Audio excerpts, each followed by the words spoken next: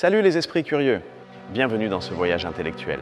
Aujourd'hui, nous allons explorer une habitude que vous considérez comme parfaitement normale, mais qui, par le passé, était perçue comme quelque chose d'extraordinaire, presque comme une forme de magie ou un super pouvoir réservé à une élite. Êtes-vous prêt à le découvrir? Imaginez un instant un monde où lire en privé, dans votre tête, sans bouger les lèvres, était si insolite que les gens s'arrêtaient pour vous observer avec stupéfaction. Un monde où la pensée silencieuse que vous avez en lisant ceci était une anomalie. Cela semble incroyable, mais ce monde fut notre réalité pendant des millénaires. La grande question que nous allons lever est simple mais profonde. Comment sommes-nous passés d'un monde où la littérature était un spectacle public, une performance à voix haute, à l'expérience intime et silencieuse que nous connaissons aujourd'hui? La réponse a modifié non seulement notre façon de lire, mais aussi notre façon de penser et de ressentir. Avant de commencer, je voulais vous dire un mot sur les images que vous voyez. Pour donner vie à cette narration, j'ai utilisé des outils d'intelligence artificielle pour les générer. Considérez-les comme une toile, une manière d'illustrer les idées et l'ambiance de ce que je vous raconte. Elles ne seront pas toujours une représentation exacte ou littérale, mais un accompagnement visuel pour laisser libre cours à votre imagination avec moi. J'espère sincèrement que vous apprécierez. Pour comprendre ce changement, nous devons d'abord voyager dans l'Antiquité, dans des lieux comme la Grèce et Rome. Là-bas, la lecture était fondamentalement une activité orale. Les textes étaient lus à voix haute, que ce soit à un groupe de personnes sur une place publique ou même lorsque quelqu'un était complètement seul dans sa chambre. La raison principale de cette coutume n'était pas seulement culturelle, mais aussi pratique. La plupart des textes anciens étaient écrits en ce que l'on appelle la scriptio continua. Cela signifie littéralement écriture continue, un océan de lettres sans espace entre les mots, sans signe de ponctuation comme les virgules ou les points, et souvent sans distinction entre majuscules et minuscules. Essayez de lire une page ainsi en silence et vous verrez à quel point c'est difficile. Le cerveau doit faire un effort énorme pour déchiffrer où se termine un mot et où commence le suivant. Lire à voix haute aidait à résoudre ce casse-tête. En vocalisant les sons, le lecteur pouvait trouver le rythme et la cadence du langage, regroupant les lettres en mots compréhensibles. Par conséquent, dans l'Antiquité, lire n'était pas seulement décoder un texte, c'était l'interpréter et le représenter. Un bon lecteur était aussi un bon orateur, quelqu'un qui pouvait donner vie aux mots d'un poème ou d'un traité philosophique. La littérature ne se consommait pas en privé, elle s'expérimentait en communauté, comme aller au théâtre ou à un concert. Cela impliquait que la relation avec les livres était très différente. Les textes n'étaient pas des objets de réflexion personnelle et silencieuse, mais des scripts pour une représentation. Le sens se construisait dans l'acte de déclamation, dans l'intonation, dans les pauses et dans la réaction du public qui écoutait. En fait, l'idée de la lecture silencieuse était si étrangère que lorsqu'on surprenait quelqu'un en train de le faire, cela suscitait des soupçons ou une grande admiration. C'était une prouesse mentale qui défiait les conventions de l'époque. On la considérait comme un acte de concentration et de puissance intellectuelle hors du commun. Il existe des anecdotes fascinantes sur de grandes figures historiques. On raconte qu'Alexandre le Grand pouvait lire en silence les lettres de sa mère au milieu de ses généraux, un acte qui démontrait son incroyable capacité d'abstraction et de maîtrise de soi, séparant son esprit de l'environnement bruyant et public. Un autre exemple célèbre est celui de Jules César, qui, selon les récits, pouvait lire et dicter des lettres à ses scribes simultanément. Cette capacité à traiter le texte en interne tout en accomplissant une autre tâche verbale était un signe clair que son esprit ne dépendait pas de la vocalisation pour comprendre ce qui était écrit. Mais peut-être que le témoignage le plus clair et le plus transformateur de ce changement nous vient du IVe siècle après Jésus-Christ. Il fut documenté par l'un des esprits les plus brillants de l'histoire, saint Augustin, dans son célèbre livre « Les Confessions ». Ce qu'il observa allait changer pour toujours l'histoire de la pensée. Augustin décrit avec un étonnement absolu comment il voyait son mentor, l'évêque Ambroise de Milan, lire. Et voici le plus frappant. Il écrit, et je cite avec étonnement, « Quand il lisait, ses yeux glissaient sur les pages et son cœur cherchait le sens, mais sa voix et sa langue étaient immobiles. » Pour Augustin, c'était un spectacle déconcertant. Il se demandait pourquoi Ambroise ferait une chose pareille. Craignait-il qu'un auditeur curieux ne lui pose des questions difficiles sur le texte, s'il l'entendait? Ou bien épargnait-il simplement sa voix pour le moment où il devrait prêcher? Il ne pouvait pas le comprendre entièrement. Ce qu'Augustin observait était une révolution silencieuse. Il voyait un homme avoir une conversation privée et directe avec l'auteur du texte à travers les siècles, sans le besoin d'un intermédiaire oral. Il voyait la naissance de la lecture comme un acte d'introspection personnelle. Ce changement, bien qu'il puisse paraître anodin, est monumental. La lecture silencieuse permet une vitesse de traitement de l'information bien plus élevée. L'œil peut se mouvoir plus rapidement que la langue, permettant d'absorber des idées à un rythme que la lecture orale ne peut tout simplement pas égaler. C'est la différence entre marcher et voler. Mais l'effet le plus profond s'est produit à l'intérieur du cerveau. En n'ayant pas à extérioriser les mots, un nouvel espace a été créé. Un espace intérieur, privé et silencieux, où les idées du texte pouvaient se mêler aux propres pensées du lecteur, générant réflexion, critique et nouvelles connexions. La lecture silencieuse est, à bien des égards, le berceau du moi moderne. Elle a encouragé l'idée d'une vie intérieure riche et privée, un dialogue avec soi-même qui n'est pas partagé avec le monde extérieur. Avant cela, la pensée était beaucoup plus liée à la parole et à la communauté. Pensez-y un instant. La capacité de lire une idée hérétique ou révolutionnaire en secret absolu, sans que personne ne sache ce qui se passe dans votre esprit, est un outil incroyablement puissant. Elle permet la dissidence, le doute et la pensée indépendante d'une manière que la lecture publique ne peut pas. Or, ce changement ne s'est pas produit du jour au lendemain. La pratique d'Ambroise était l'exception, non la règle. Pendant le Moyen Âge, la lecture à voix haute est restée la forme dominante d'interaction avec les textes, en particulier dans les monastères, où la lecture était une méditation vocale. Les moines pratiquaient la lectio divina, une lecture lente et répétitive des Écritures à voix basse ou en murmurant. L'objectif était de mémoriser et d'assimiler le texte non seulement avec l'esprit, mais avec tout le corps, à travers le son et la vibration de sa propre voix. C'était une expérience totale. Cependant, peu à peu, les conditions pour la lecture silencieuse ont commencé à s'améliorer. Les scribes irlandais et anglo-saxons, aux alentours du 7e et du 8e siècle, ont commencé à introduire une innovation cruciale, quelque chose que nous tenons aujourd'hui pour acquis. Ils ont commencé à insérer des espaces entre les mots. Ce simple changement visuel a énormément réduit la charge cognitive nécessaire pour lire. Ce n'était plus un casse-tête à résoudre de manière sonore. L'œil pouvait désormais identifier les unités de sens, c'est-à-dire les mots, de manière rapide et efficace, facilitant la lecture purement visuelle. Plus tard, avec l'apparition des premières universités au XIIe siècle, la demande de livres a augmenté de manière exponentielle. Les étudiants et les érudits avaient besoin de consulter rapidement de nombreuses sources différentes. La lecture à voix haute était trop lente pour ce nouveau rythme académique. La lecture silencieuse est devenue un outil essentiel pour la recherche et l'étude. Elle permettait à un érudit de parcourir un texte à la recherche d'informations spécifiques, de comparer des passages de différents livres et de construire des arguments complexes dans l'intimité de son esprit avant de les écrire. Mais le véritable point de basculement, l'événement qui a massifié la lecture silencieuse et en a fait la norme, fut l'invention de l'imprimerie par Johannes Gutenberg au milieu du XVe siècle. Ce fut le catalyseur qui a complètement changé la donne, démocratisant l'accès aux livres.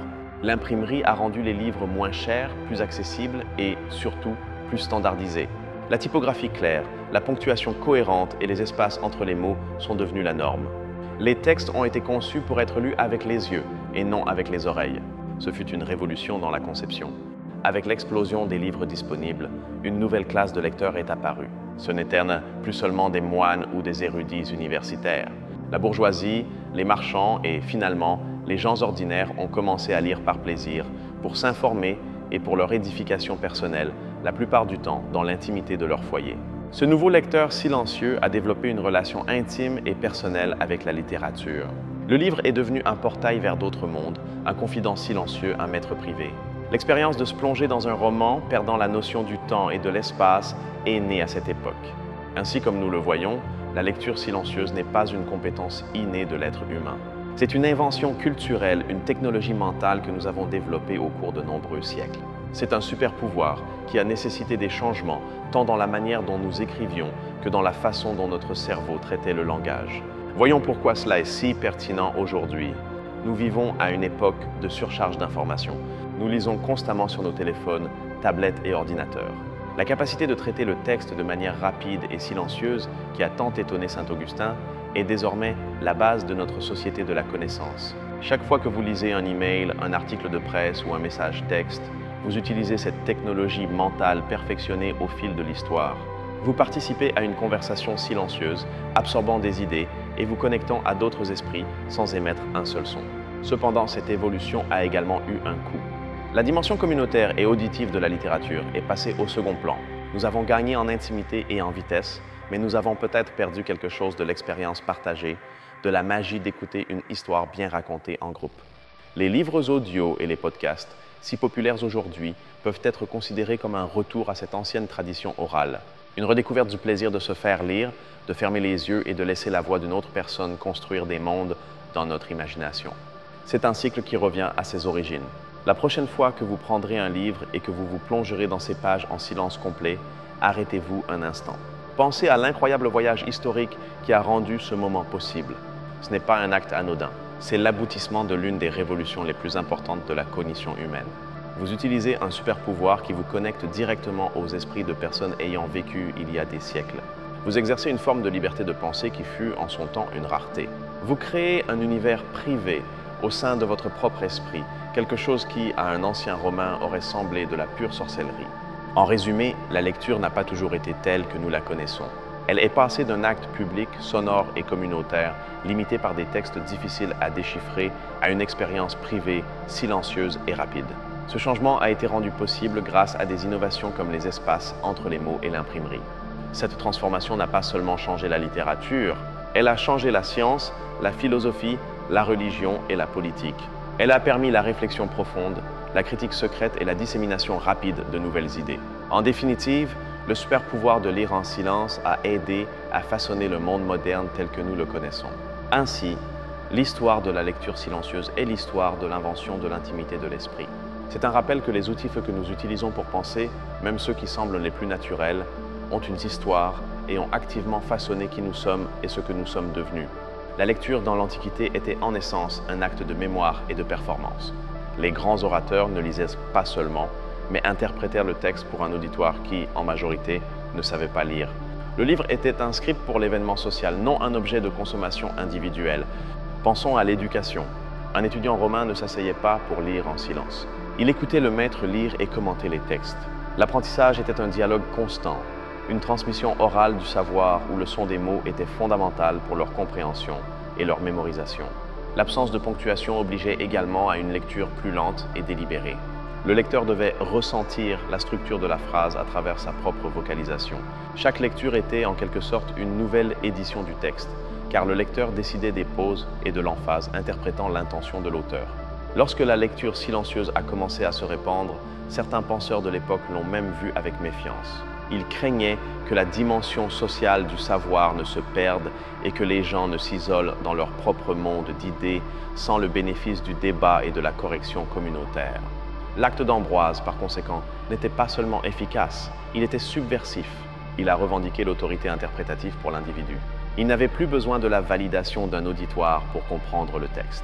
Le sens se créait dans la chambre silencieuse de sa propre conscience, un acte radicalement privé. Ce développement cognitif peut être comparé à l'apprentissage d'une nouvelle langue. Le cerveau a dû créer de nouvelles voies neuronales pour connecter directement le centre visuel au centre de traitement du langage, sans passer par le détour de la production de son et de l'audition. Cette nouvelle voie rapide cérébrale est ce qui permet la lecture rapide ou le skimming, la capacité de survoler un texte pour en saisir l'idée générale. Une compétence impensable dans un monde de scriptio continua, mais absolument essentielle à notre ère de l'information. Le silence est devenu la toile de la pensée. La lecture silencieuse permet que surgissent questions, doutes et objections en temps réel pendant que vous lisez. Vous pouvez vous arrêter, relire une phrase et débattre avec l'auteur dans votre tête sans interrompre un flux externe. Le livre, grâce à la lecture silencieuse, s'est transformé d'un objet communautaire en une possession personnelle, une extension de la mémoire et de l'identité de l'individu. Les bibliothèques personnelles, autrefois un luxe extrême, sont devenues un reflet de l'âme et de l'esprit de leurs propriétaires. Le roman, en tant que genre littéraire qui explore la psychologie profonde et la vie intérieure des personnages, est un enfant direct de la lecture silencieuse. Il requiert un lecteur capable d'empathie et de vivre à l'intérieur de l'esprit d'un autre, une prouesse grandement facilitée par la lecture privée. Même notre conception de l'auctorialité a changé. Dans un monde oral, les histoires se modifiaient à chaque récit. Avec l'imprimerie et la lecture silencieuse, le texte s'est figé. L'auteur est devenu une autorité unique et son œuvre un artefact stable qui pouvait être étudié et analysé de manière précise. Pensons à la science moderne. La révolution scientifique a été impulsée par des universitaires qui pouvaient lire les travaux d'autres en privé, vérifier les données et bâtir dessus de manière incrémentale. La lecture silencieuse et rapide fut le moteur invisible de ce progrès. La réforme protestante, par exemple, reposait sur l'idée que les individus pouvaient lire et interpréter la Bible par eux-mêmes sans la médiation d'un prêtre. Ce principe se fonde fondamentalement sur l'existence d'un lecteur compétent, privé et silencieux. À chaque étape, de la politique à l'art, la capacité de consommer et de traiter des idées en silence a permis une complexité et une profondeur de pensée qui étaient auparavant difficiles à atteindre. On pourrait dire que nous avons construit le monde moderne dans le silence de nos bibliothèques et de nos études. Il est cependant intéressant de noter comment la technologie actuelle crée un nouvel hybride. Nous lisons en silence, mais nous le faisons sur des plateformes sociales où le commentaire et le débat sont instantanés. C'est une sorte de retour à la lecture communautaire, mais dans un format nouveau, numérique et textuel. La culture du thread sur des plateformes comme X ou la discussion sur des forums comme Reddit sont des formes de pensée à voix haute, textuellement. Une idée est partagée et affinée par l'interaction publique, un écho numérique des débats philosophiques sur l'agora d'Athènes. Alors, perdons-nous le super pouvoir de la lecture profonde et silencieuse dans ce nouvel environnement? Certains neuroscientifiques avertissent que la lecture sur écran, caractérisée par la distraction et le balayage rapide, pourrait affaiblir les circuits cérébraux de la concentration soutenue que la lecture de livres a aidé à construire. La capacité de se plonger dans un texte complexe pendant des heures, dans un état de flux ininterrompu, est un type de méditation. C'est un entraînement pour l'esprit qui favorise la patience, l'attention aux détails et la capacité à suivre un argument long. C'est un refuge contre le bruit du monde numérique. Préserver cet espace de silence et de concentration est peut-être l'un des plus grands défis intellectuels de notre temps. C'est protéger cette pièce à soi dans notre esprit que la lecture silencieuse nous a aidés à meubler au fil des siècles. C'est un héritage qui mérite d'être défendu activement. En fin de compte, l'histoire de la lecture nous montre qu'il n'y a pas une seule façon correcte d'interagir avec le texte. Chaque méthode, qu'elle soit orale et communautaire ou silencieuse et individuelle, offre des dons et des défis uniques. Chacune façonne notre esprit de manière différente et profonde. L'apparition des copistes médiévaux fut une étape intermédiaire clé. En transcrivant des textes, ils murmuraient souvent les mots pour eux-mêmes, un processus connu sous le nom de ruminatio. Ils mâchettent les mots pour en digérer le sens, un pont entre la lecture orale et la lecture totalement silencieuse. La séparation de l'écriture et de la lecture fut également cruciale. Dans le monde antique, souvent la même personne qui écrivait le texte était celle qui le lisait à voix haute. Avec le temps, ce sont devenues des compétences distinctes permettant au lecteur de se concentrer uniquement sur le décodage et la compréhension. La bibliothèque d'Alexandrie, bien qu'étant un centre de savoir immense, aurait été un endroit bruyant. Imaginez des centaines d'érudits lisant leurs rouleaux à voix haute ou dans un murmure constant. Le silence que nous associons aujourd'hui à une bibliothèque est, historiquement, une invention très récente. La lecture silencieuse a également changé l'architecture. Les bibliothèques ont commencé à être conçues avec des espaces pour l'étude individuelle, comme les carrels ou les isoloirs dans les monastères et les universités. L'espace physique s'est adapté pour protéger et encourager la nouvelle habitude de la pensée privée. Ce changement cognitif a même affecté l'écriture. Les auteurs ont commencé à écrire pour un lecteur silencieux et non pour un auditeur. Ils ont pu utiliser des structures de phrases plus complexes, des arguments plus longs et des références subtiles, faisant confiance au lecteur pour qu'il puisse s'arrêter et relire afin de saisir tout le sens. L'intimité de la lecture silencieuse fut particulièrement importante pour les femmes à des époques où leur éducation et leur expression intellectuelle étaient restreintes. À travers les livres, elles pouvaient explorer des idées et des mondes au-delà de leur sphère domestique, dans un espace sûr et invisible pour les autres. La critique littéraire en tant que discipline formelle est presque impensable sans la lecture silencieuse. Elle requiert la capacité d'analyser un texte de près, de faire des allers-retours, de comparer des passages et de prendre des notes. Tout cela est un processus lent, méthodique et surtout silencieux. La lecture silencieuse nous permet de contrôler le rythme de notre consommation d'informations. Nous pouvons accélérer dans les parties que nous comprenons et nous arrêter sur celles qui nous interpellent. C'est une expérience d'apprentissage totalement personnalisée, adaptée en temps réel par notre propre cerveau. La relation émotionnelle que nous développons avec les personnages de fiction est plus intense dans la lecture silencieuse. En l'absence de médiateur oral, les voix des personnages parlent directement dans notre tête, créant une connexion plus intime et puissante. Nous les ressentons comme nos propres pensées. Le développement de genres comme le journal intime ou l'autobiographie est également lié à ce changement. La pratique de lire sur la vie intérieure d'autrui a stimulé l'intérêt pour l'examen et l'enregistrement de sa propre vie. L'introspection est devenue un sujet digne d'être écrit et lu. Ainsi, le lecteur a cessé d'être un simple récepteur passif au sein d'un auditoire. Il est devenu un participant actif, un co-créateur de sens. Chaque personne qui lit Don Quichotte en silence crée une version légèrement différente de l'histoire dans son esprit, une expérience unique et irremplaçable. La lecture orale n'a pas disparu, bien sûr. Elle reste vivante dans la poésie récitée, dans les pièces de théâtre, dans les histoires que nous lisons aux enfants avant de dormir. Dans ces contextes, Nous valorisons la beauté du son du langage et la connexion humaine qui se crée en partageant une histoire à voix haute. Même la manière dont le droit et les contrats ont évolué a été influencée par ce changement. La lecture silencieuse et la ponctuation standardisée ont permis la création de documents légaux complexes et sans ambiguïté qui pouvaient être étudiés et référencés de manière précise. La transition peut également être observée dans l'art. Les peintures médiévales montraient souvent des livres comme des objets de vénération tenus par des saints ou des anges. À la Renaissance et par la suite, nous voyons de plus en plus de gens ordinaires représentés dans l'acte intime de la lecture. Ce super pouvoir nous a donné un nouveau type de liberté. La liberté d'explorer n'importe quelle idée, aussi étrange ou dangereuse soit-elle, dans la sécurité de notre propre esprit. C'est une liberté que nous tenons souvent pour acquise, mais qui a été gagnée grâce à une longue et silencieuse révolution. L'acte de lire en silence crée une bulle de concentration autour de nous. Il nous isole du chaos et des distractions du monde extérieur, nous permettant d'entrer dans un état de concentration profonde. C'est une compétence de survie dans le bruyant XXIe siècle. Curieusement, lorsque nous apprenons à lire enfant, nous commençons comme les anciens. Nous lisons à voix haute, mot par mot, pour connecter les symboles au son. La lecture silencieuse est la deuxième étape, un niveau de maîtrise que l'on atteint lorsque le processus s'automatise dans notre cerveau. La prochaine fois que vous verrez quelqu'un absorbé dans un livre dans un parc ou les transports en commun, ne voyez pas seulement une personne en train de lire. Vous voyez quelqu'un accomplir un acte de magie cognitive, une prouesse qui aurait laissé bouche bée un érudit de la Rome antique. Vous voyez un super pouvoir en action. L'histoire nous enseigne que les outils qui façonnent notre intellect sont souvent invisibles. La lecture silencieuse est peut-être la plus importante de toutes. C'est le logiciel qui s'exécute en arrière-plan dans notre esprit, permettant la pensée complexe, l'imagination et l'introspection. Le voyage du lecteur a été long et fascinant. De la place publique à la chambre privée, de l'oreille à l'œil, du son au silence. Une évolution qui n'a pas seulement changé notre relation avec les livres, mais qui a fondamentalement altéré le tissu de notre conscience.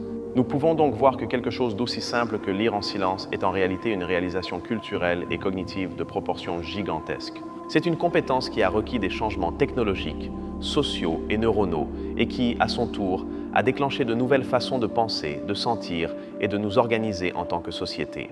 Des orateurs de l'Antiquité qui donnaient voix aux textes, au moine qui les ruminait dans sa cellule et à l'érudit qui les dévorait en silence. Chaque étape nous a laissé un héritage. Aujourd'hui, nous sommes les héritiers de toutes ces formes de lecture, capables de choisir celle qui s'adapte le mieux à nos besoins. La lecture dans l'Antiquité était un écho, une résonance qui remplissait l'espace. Aujourd'hui, pour nous, la lecture est un silence, mais un silence rempli de voix, d'idées et de monde. Un silence qui est, paradoxalement, l'un des espaces les plus riches et les plus peuplés que nous puissions habiter. Alors, la prochaine fois que vous vous perdrez dans les pages d'un livre, souvenez-vous du voyage. Souvenez-vous que vous participez à une tradition millénaire qui a été sculptée par des scribes, des saints, des inventeurs et des millions de lecteurs anonymes qui, comme vous, ont cherché dans le silence une connexion plus profonde. Cette capacité à créer un cinéma privé dans notre esprit, avec des personnages, des décors et des émotions, est le cadeau ultime de la lecture silencieuse. C'est la preuve que la technologie la plus puissante reste celle que nous portons à l'intérieur de notre crâne, activée par le simple acte de tourner une page. Chaque livre lu en silence est une affirmation de notre individualité et de notre capacité à la pensée profonde. C'est un acte de résistance contre la distraction, un engagement envers la concentration et une célébration de l'infinie complexité de l'esprit humain. Ainsi, la prochaine fois que vous choisirez un livre, souvenez-vous que vous ne choisissez pas seulement une histoire. Vous choisissez d'activer un ancien super pouvoir qui vous permet de voyager dans le temps, d'habiter d'autres esprits et, en fin de compte, de mieux vous comprendre vous-même et le monde qui vous entoure. En conclusion, le passage de la lecture orale à la lecture silencieuse ne fut pas un simple changement d'habitude. Ce fut l'une des transformations les plus profondes de l'histoire de l'humanité, une transformation qui a reconfiguré notre esprit et a jeté les bases du monde moderne de la pensée individuelle et de l'innovation. Merci beaucoup de m'avoir accompagné dans ce voyage fascinant à travers l'histoire de la lecture et j'espère que cela vous a donné une nouvelle appréciation pour cet acte silencieux et puissant que vous accomplissez tous les jours. Ce fut un réel plaisir de partager ces idées avec vous. Si vous avez aimé cette vidéo et que vous souhaitez découvrir d'autres secrets cachés dans l'histoire de la littérature et de la pensée, n'oubliez pas de vous abonner et d'activer les notifications. Et maintenant, j'adorerais avoir votre avis. Qu'est-ce qui vous a le plus surpris dans cette histoire? Laissez-moi votre théorie dans les commentaires.